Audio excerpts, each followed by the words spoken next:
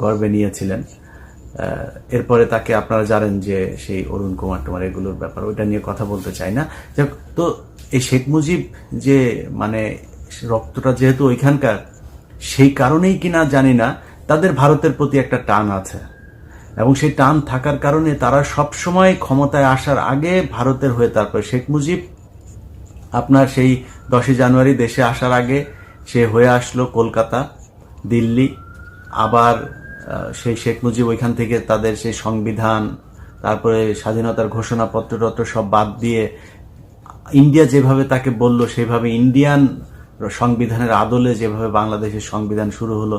তো সবকিছু মিলায়ে 2009 সালেও যখন শেখ হাসিনা 8 সালে যখন ক্ষমতায় আসার পরপরই এই যে কথিত বিডিআর বিদ্রোহের নামে যে সেনাবাহিনীর অফিসারদেরকে হত্যা করা হলো, এগুলো সবই সেই ভারতের চাল।